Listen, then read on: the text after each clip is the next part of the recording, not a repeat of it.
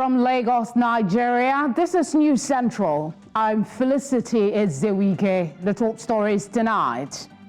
Kano government drops criminal charges against End Bad Governance protesters.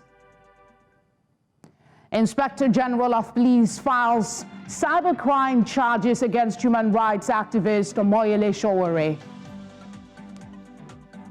Demonstrators attack embassies of France, United States, Rwanda and others in Kinshasa. A business, Nigeria's Debt Management Office announces results of January 2025 bond auction as it raises 669.94 billion naira. And in sports, Bayer Leverkusen confirms Nigerian striker Victor Boniface is on the verge of leaving the club in current transfer window.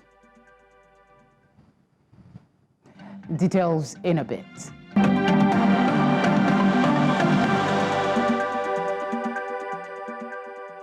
Thank you for joining us. The Kano state government has withdrawn all criminal charges filed against End Bad Governance protesters who were arrested during demonstrations in 2024. The protesters had been accused of conspiracy to commit treason, unlawful assembly, public disturbance, and rioting following nationwide protest in August 2024. The 10-day demonstrations were sparked by economic hardships and rising inflation. But violence erupted in some northern states, including Kano, where private and public properties were looted and destroyed. Some demonstrators were seen waving Russian flags in cities such as Abuja, Kano, and Plateau, adding to tensions. According to Amnesty International, at least 24 protesters were killed across the country and 1,200 were arrested. One of our top stories tonight, the Inspector General of Police, Kayode Egbetokun, has filed cybercrime charges against human rights activist Omoyele Sowore. This is contrary to the initial allegations contained in an invitation letter sent to Sowore last week, claiming that the police were investigating a case of resisting and obstructing public offices, disobedience to lawful order, among other offenses. Sowore was detained at the Nigerian Police Intelligence Response Team IRT office at Old Abattoir by Guzape Junction, Abuja on Monday, following his refusal to accept the bail conditions imposed by the police authorities. However, the media obtained another set of charges filed against Sowore on Tuesday, which are related to cybercrime and focus on the nickname illegal IGP that Sowore used to refer to the police chief, Egbetokun. The Lake Chad Basin, once a thriving source of livelihood for over 30 million people, has been under the spotlight for years due to shrinking waters, insecurity, and climate challenges. Despite these issues, remarkable progress has been achieved through coordinated efforts by the Lake Chad Basin Commission and the Governors Forum. News Center's Umaru Kirawa assesses the progress made and the challenges ahead of the start of the 5th Lake Chad Basin Governors Forum in Maiduguri, Borno State on Wednesday. In the region, occasioned by terrorist activities, internal and cross-border displacement, destruction of lives and properties has impacted the people of the region.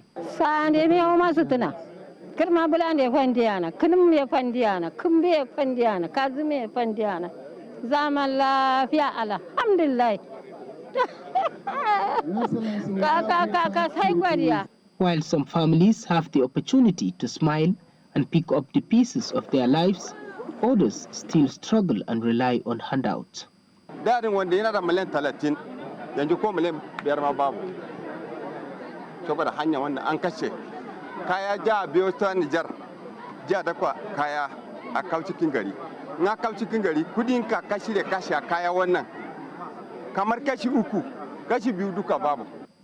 4 countries of Nigeria, Niger, Chad and Cameroon have applied persuasive strategies accompanied by military strength to slowly turn things around in the region.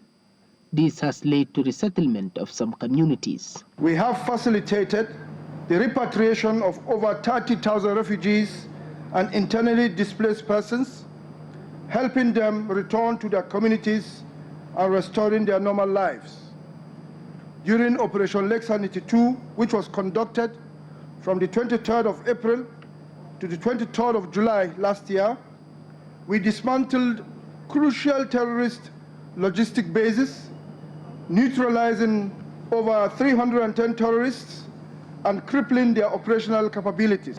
Insecurity, primarily due to the presence of the remnants of Boko Haram and other terrorist groups, hampers progress. Many communities are still inaccessible to aid workers, delaying recovery efforts.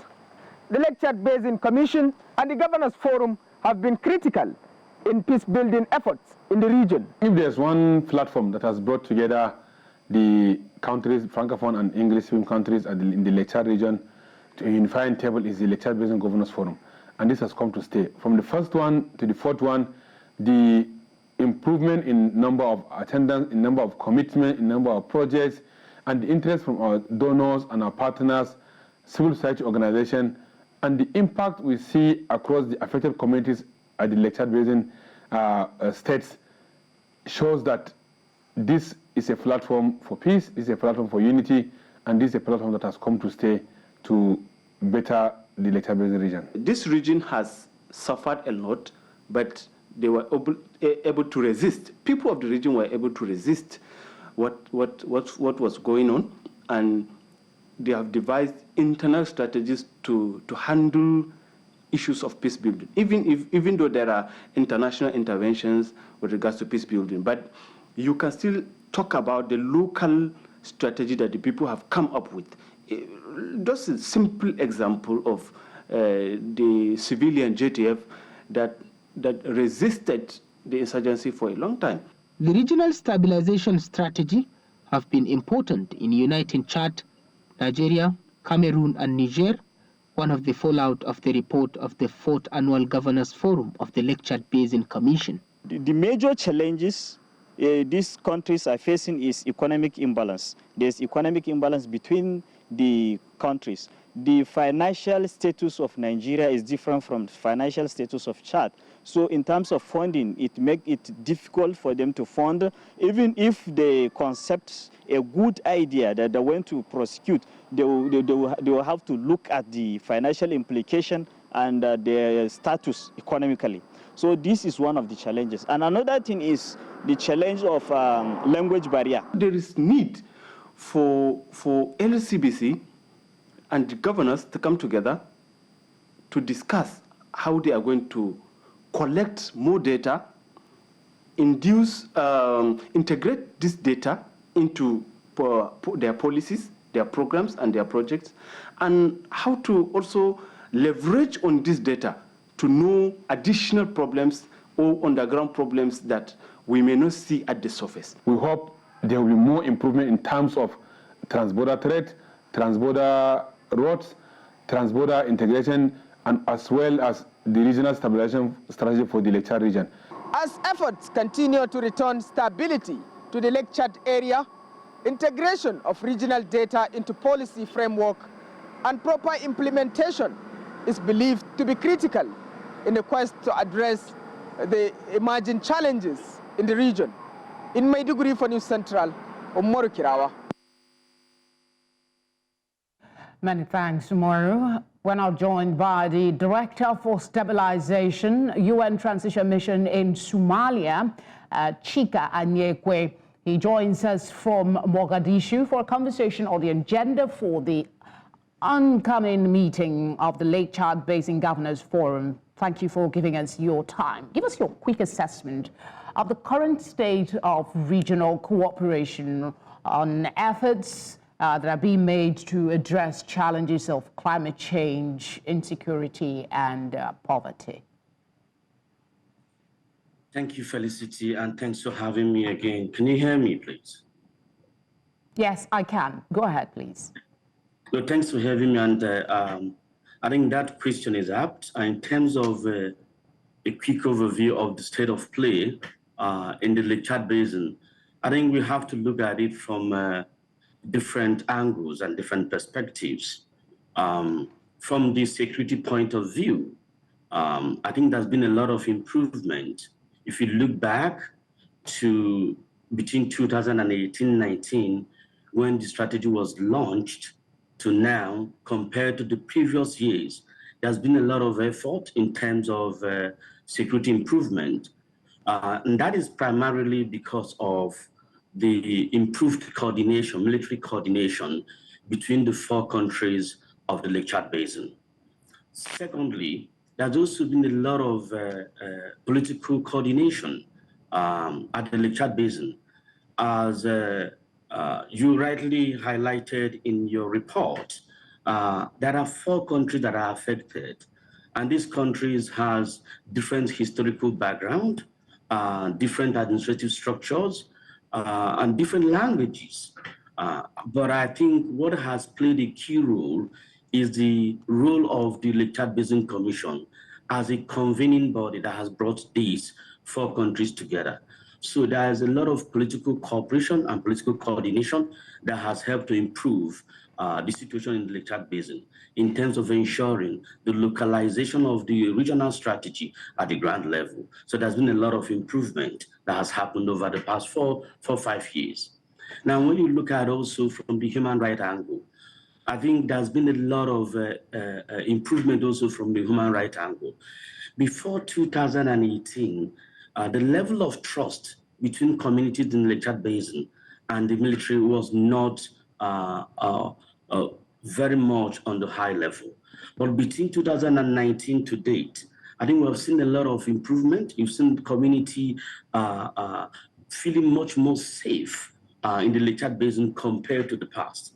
Now, let me also touch on the question about climate change. I'm sure there'll be some arguments when you say citizens are feeling more safe, depending on who you're speaking to, because the situation in Borno, yes, there is an improvement, but the relationship between the military and the citizens is still a subject of controversy. Yeah, it depends on who you ask, but also it depends on the evidence you have on the ground. And I'll give you some evidence that we can use as indicators of success to measure the level of satisfaction in terms of citizenship, feeling of safety and security in the Lake Chad Basin. Between 2019 and 2023, a perception survey conducted indicated a sharp rise around 20% to 86% in terms of the areas that have been stabilized, the sense of security and safety. And also another indication to tell you how citizens are feeling about it is between 2019 to 2024, the effort of the 4 countries of the Lake Chad Basin, the 8 governors of the region, and the Lake Chad Basin Commission and the donors has seen direct impact to up to 1.36 million people, of which 53% are women. You've also seen around 500,000 people voluntarily returning home. So when you do this assessment in terms of areas that has been stabilized, you're going to get a high level of safety and security. Of course, not all the areas has been recovered, and not areas can be, we're not going to argue that all the areas in Lake Chad Basin has been recovered and not everywhere is feeling safe. But the areas that have been stabilized up to date, Boko Haram has not taken back any community that has been stabilized between 2019 to date. The premise for this conversation is the 5th Lake Chad Basin Governors Forum that will commence tomorrow. If you can give us in 40 seconds your assessment of what they've done in that 5 years and what you hope to see them accomplish in this 5th edition. No, thanks. I think this is the 5th edition of the Lake Chad Basin Governors Forum. Oh, okay. And this is coming back full cycle. The first edition started in Maiduguri, Borno State, Nigeria in 2018, and went to Niamey, went to Yaoundé, to N'Djamena, and back to Nigeria again. And over this past few years, there's been an improvement in terms of infrastructure in those areas, and there's been also an improvement in terms of infrastructure. There's also been a strong reestablishment of governance presence in those communities. There's also been a lot of effort towards reintegration of ex-Boko Haram associates. And in this 5th edition, you're going to see a forward-looking discussion on the next phase of the strategy. The first strategy has just ended. The new strategy is commencing. So this is like I'm sorry to interject, Chika, but I'm told this is that's all the time we have for this conversation. Thank you for speaking with us. We appreciate your time. Thank you very much, Felicity. Coming up, Pan-Yoruba social political group Afenifere calls for total overhaul of security architecture across the country. We have details for you of this and more when we come back.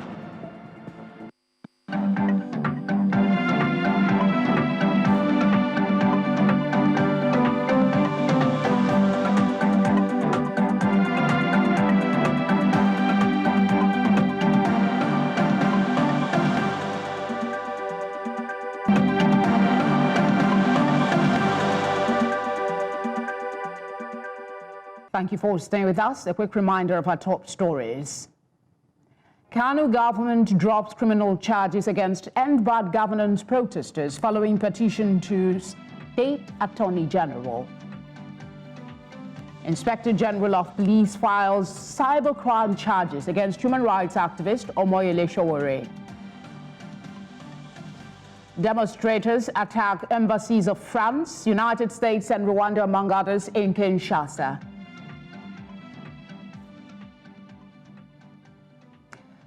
Let's tell you now that the Pan-Yoruba social political organization Afenifere has called on President Bola Tinubu to overhaul Nigeria's security architecture to enable citizens live and move about without fear of being kidnapped or harassed. It said the overhauling should include accelerated action on the decision of the government to have state police. It also made the case for licensing of state security networks such as Amotekun to carry lethal weapons. Afenifere said there was urgent need to include modern technology more comprehensively in the battle against banditry and terrorism. Afenifere's demands were contained in a communique issued at the end of its caucus meeting held at the residence of its leader, Pa Ruben Fasoroti. Meanwhile, the Pa Ayo Adebajo faction of Afenifere at its meeting held in Ogun State appointed Dele Farotimi as National Organizing Secretary of the group. President Bola Tinubu on Tuesday joined other African leaders at the Mission 300 Africa Energy Summit in Dar es Salaam, Tanzania. Tinubu was spotted alongside Tanzanian President Samia Hassan and others at the summit. The two-day summit is being hosted by the government of Tanzania, the African Union, and the African Development Bank Group, as well as the World Bank Group. Tinubu arrived Dar es Salaam 8:20 p.m. Nigerian time on Monday and was received by the Foreign Minister of Tanzania, Ambassador Mahmoud Tabit Kombo, and Charge d'Affaires of Nigeria High Commission to Tanzania, Ambassador Salisu Suleiman. Presidential spokesman Sunday Dare had said the summit was to ensure energy security, affordability, and sustainability. The Supreme Court on Tuesday affirmed a $6.9 million debt owed by Halliburton West Africa Limited to the Nigerian government. The dispute began in 2002 when the Federal Board of Inland Revenue Service issued an additional tax assessment of the said amount for 1996 to 1999 on Halliburton, a Cayman Islands Incorporated non-resident company. The assessment was based on revenue earned from a contract secured by Halliburton for execution by its Nigerian subsidiary, Halliburton Energy Services Nigeria Limited, with billing done in dollars. The company initially contested the assessment before the body of appeal commissioners, which upheld the position, describing the revenue as recharges and ordering Halliburton to pay the assessed amount. Energy expert Nick Agule joins me from London now to discuss President Tinubu's participation in the Africa Energy Summit in Tanzania, as well as the Supreme Court ruling on the Halliburton tax debt. Thanks for giving us your time. What are the most significant challenges facing Africa's energy sector, and how do you think they can be addressed? Thank you for welcoming me on your program, and good evening to our viewers globally. Africa's energy problems or issues or challenges is reflective of the issues that Nigeria has also got with energy. And that is specifically because Africa is not generating, transmitting and distributing enough energy. By global standards, we're expected to generate and supply 1,000 megawatts of electricity to 1 million people. And we're not doing that in Nigeria. You know, we're not doing that. Nigeria, a country of 200 million people, we are talking about 3,000 to 5,000 megawatts. And that is the story of the rest of Africa, including Tanzania, where this conference held, that there is simply not enough power being supplied to Africa's population. And this is stifling growth because you cannot develop an economy in this modern day 21st century without adequate electricity, because electricity is to an economy what blood is to a human body. And a human body that lacks blood, lacks sufficient blood, is never going to thrive, regardless of what the doctors may do. What conversations do you expect to get from this summit in Dar es Salaam? Do you expect to hear a good talk about renewable energy sources, such as solar and wind power? So the news broke during the conference that a partnership between the African Development Bank and the World Bank is putting together a whopping $40 billion to invest in the power sector in Africa and to take 300 million Africans out of darkness or out of lack of electricity access to electricity by the year 2030. So that's really fantastic news. It shows that the development banks and multilateral agencies and the governments in Africa are finally recognizing the fact that development is impossible without electricity. However, we have seen such support in the past, especially like in Nigeria. We've seen the World Bank come in to support the discos and some of the power projects, but it never worked. Why? Because if these multilateral agencies are putting the funding through the government bureaucracy, government bureaucracy is never efficient. It's not even an African problem alone, it's a global problem, even though Africa's inefficiency in the public sector is more deepened.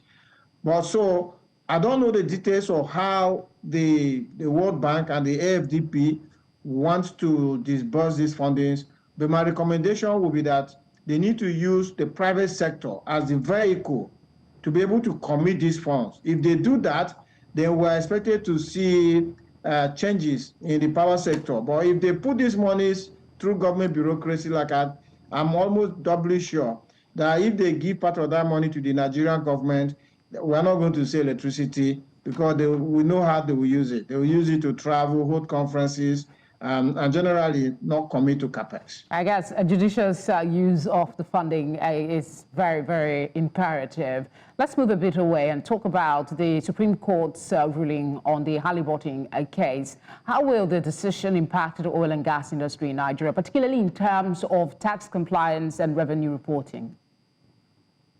Well, so there are companies that have all sorts of tax arrangements to try and give themselves better tax benefits. Basically, in taxation, you have what you call tax avoidance and tax evasion. So tax evasion is you trying to run away from tax that you should pay. And that is wrong, it's a crime. Tax avoidance is for you to look for loopholes in the tax laws and see whether you can do certain things so that you pay less tax. And what companies like Halliburton do is to go to what you call tax havens. And these are countries that have low tax rates, and they're able to turn the other way, turn their eyes away from your affairs, and then you can do all sorts of things. And they set up companies in these tax havens, and then they now start filing for taxes in those places, thereby covering their affairs from either their home countries, like Halliburton is a US company, or where they are operating, like in this case in Nigeria. So they take their tax away from Nigeria and American tax authorities into a tax haven. And sometimes these kind of things cause them problems. And this is particularly the case here, because they went and set up a company in a tax haven, and that company bidded for a job in Nigeria, won a contract into the millions of dollars, and they let the Nigerian company actually do it. But the money went to their offshore company. And the offshore company didn't pay tax to the Nigerian government. And the Nigerian government was right to say, look, this business happened in Nigeria.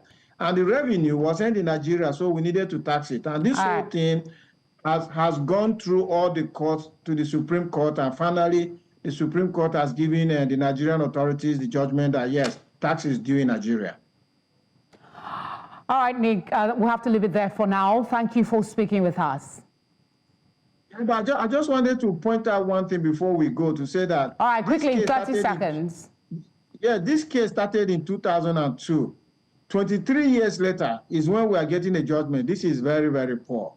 If we think that we want to attract foreign investors, this is the kind of thing that will totally discourage them. Our judiciary needs to pick up. A matter like this should be decided within a year. Fair enough. Thank you for speaking with us. We appreciate the addition. Thank you. The news returns after this break.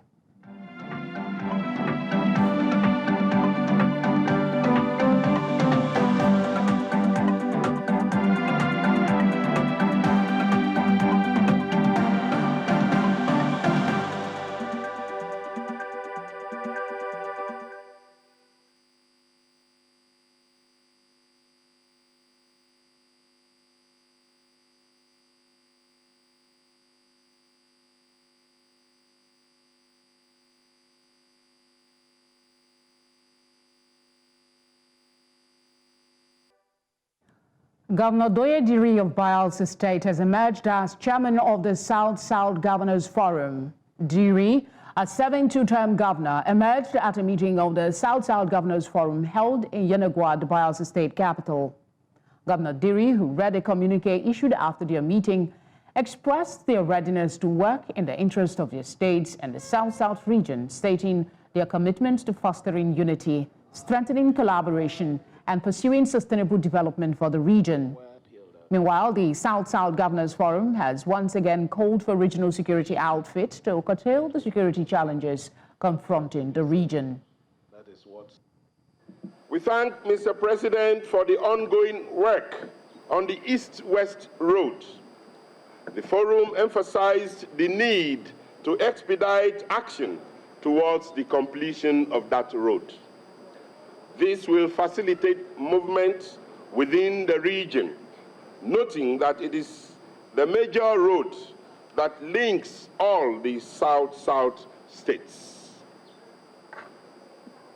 The forum further requests the federal government to urge relevant stakeholders and agencies to extend the remediation of polluted environments ongoing in Ogoniland to other impacted communities and states in the region. The forum calls on the federal government to activate the railway line in Port Harcourt and connect all other South-South states. The forum further talked about to establish a robust structural regional security network aimed at enhancing safety and security in the South-South region. Such a network will be instrumental in fostering a stable environment conducive to economic growth and prosperity. The forum encourages member states to broaden their economic horizon by diversifying beyond oil and gas. In conclusion, we reaffirm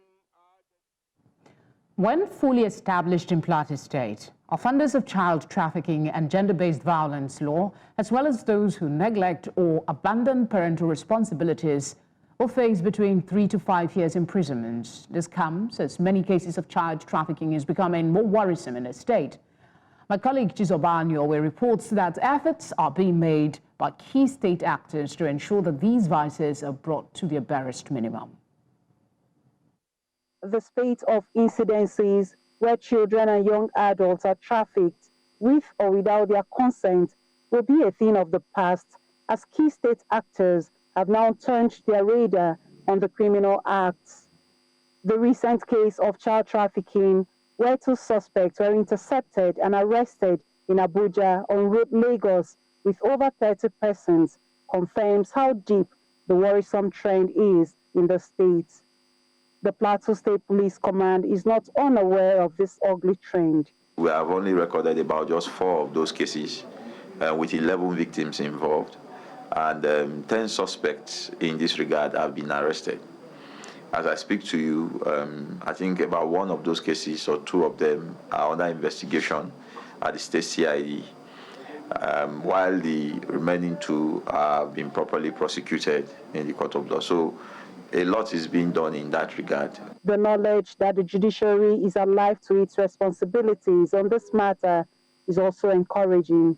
We have had several cases. We have had people who are now in the corrections who were convicted for cases like this, and the numbers are there for us to see. But we are doing what we can do as a command to ensure that that is done every time we get these people arrested.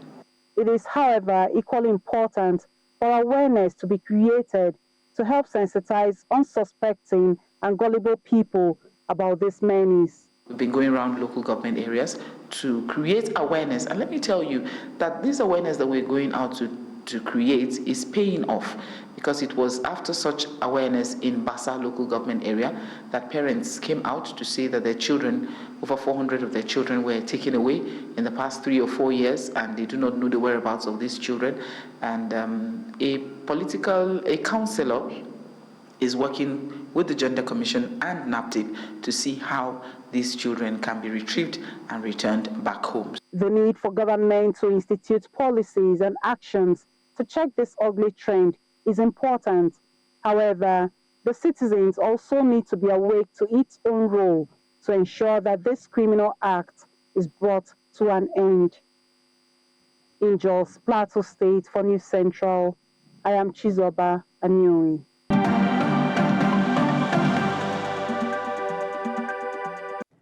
Protesters in the Democratic Republic of Congo, DRC, is speaking out against the international community's inaction on the ongoing conflict. They're specifically targeting embassies of countries they believe are supporting Rwanda's alleged involvement with a rebel group, which Kigali has consistently denied.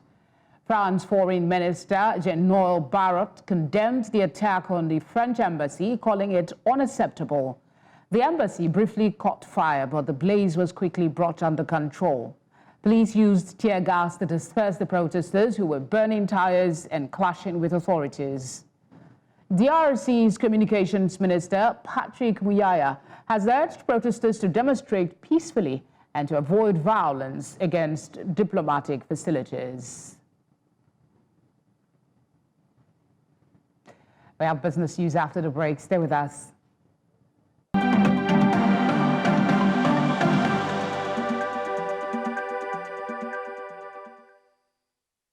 For some business news, Adebola is here. Adebola, the results of the January 2025 bond auctions are out. Indeed, Felicity, the results are out. And Nigeria's Debt Management Office has announced raising over 600 billion naira. I'll tell you details shortly. Stay with us.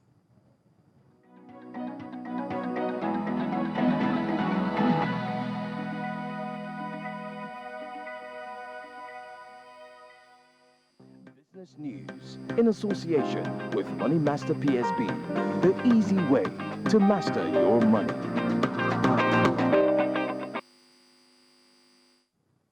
Nigeria's Debt Management Office, DMO, has announced the results of January 2025 Federal Government of Nigeria bond auction, raising 669.94 billion naira, with 606.46 billion naira allocated across 3 bond tenors. The auction saw strong investor interest, with competitive yields reflecting market conditions.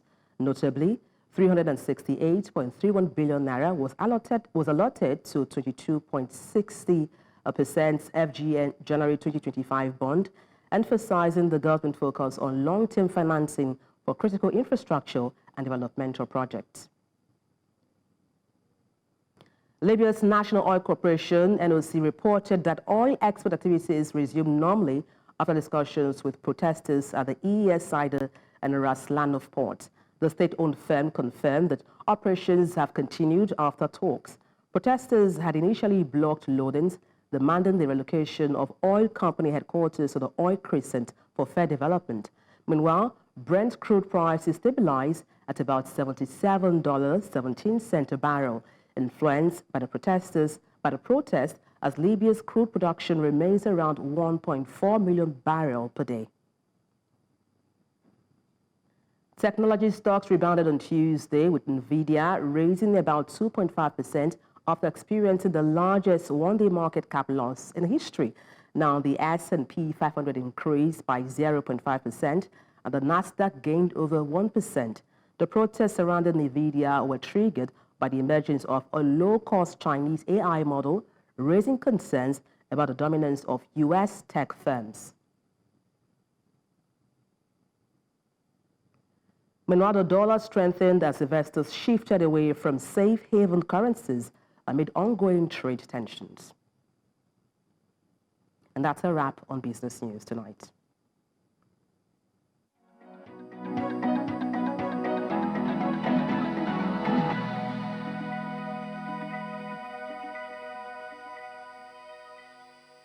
Business News in association with Money Master PSB, the easy way to master your money.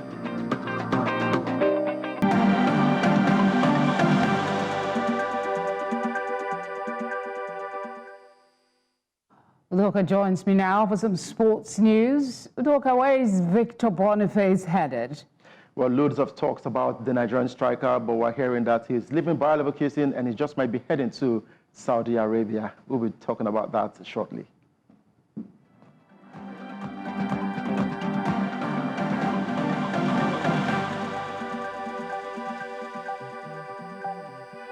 Sports Update, brought to you by Corn Oil.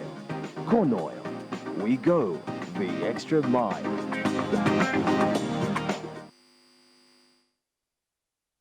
Well, Saudi Pro League giants Al Nassr have met with Bayer Leverkusen and Victor Boniface's representatives over a potential move, and it is breaking right now that Victor Boniface has indeed left Bayer Leverkusen and he has headed straight to Saudi Arabia, where he'll be playing with the likes of Cristiano Ronaldo.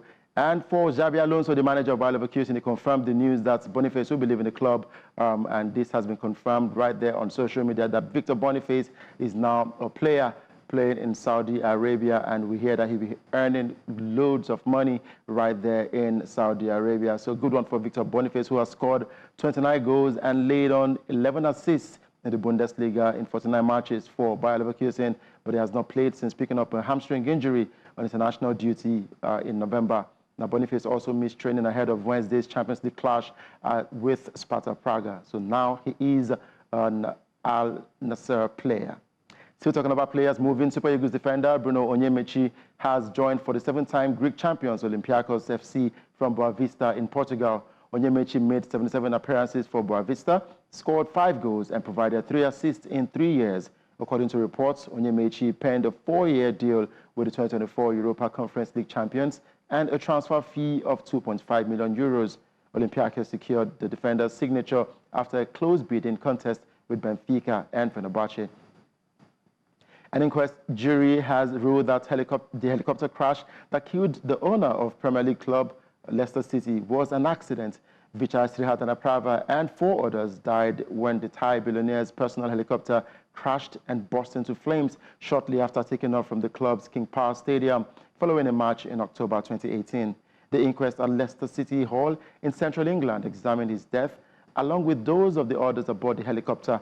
Senior coroner Catherine Mason told the jury before going to deliberate on Monday that they should accept and follow the findings of the Air Accidents Investigation Branch that the crash was accidental. Now in basketball, the Golden State Warriors will retire Andre Iguodala's number 9 jersey on the 23rd of February following the team's game against the Dallas Mavericks at the Chase Center, making him just the 7th player in Warriors franchise history to have his jersey number retired by the organization. A four-time NBA champion in 2015, 2017, 2018, and 2022, and then the 2015 NBA Finals Most Valuable Player with the Golden State Warriors.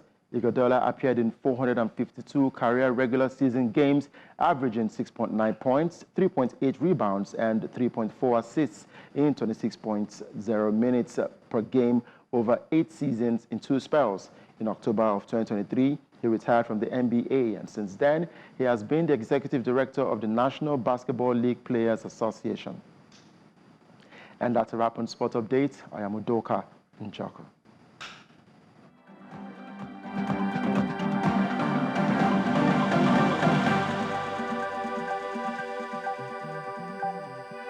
Sports Update, brought to you by Corn Oil. Corn Oil, we go the extra mile.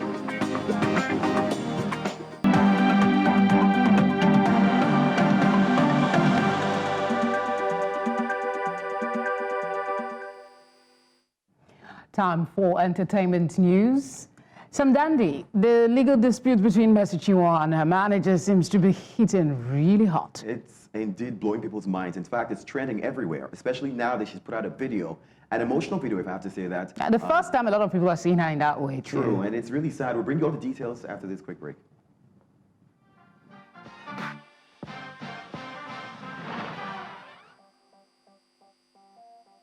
Entertainment news in association with Glow Unlimited.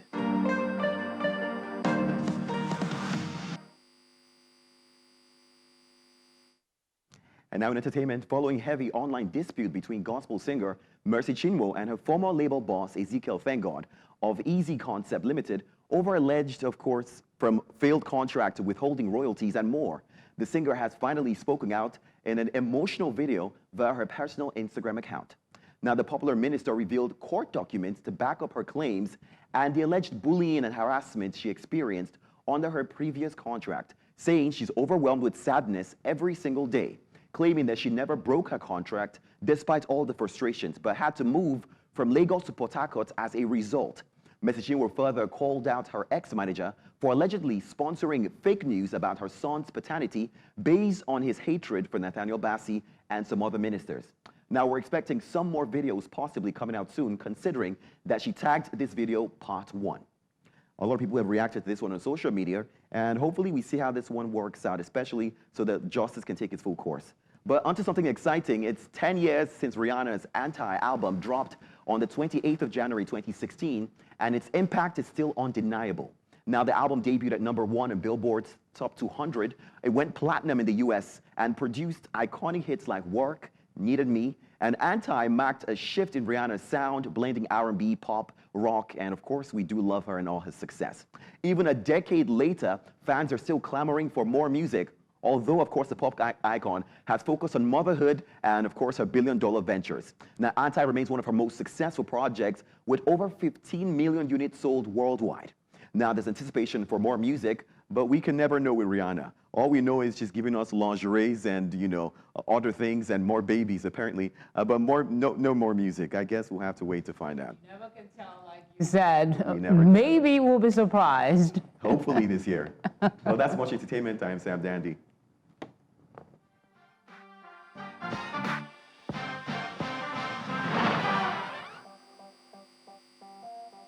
Entertainment news in association with Glow Unlimited.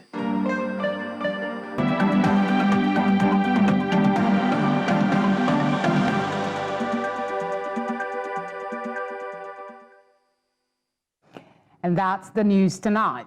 But before we go, here's a quick recap of our top stories. Kano state government has dropped criminal charges against End Bad Governance protesters following petition to the state's Attorney General.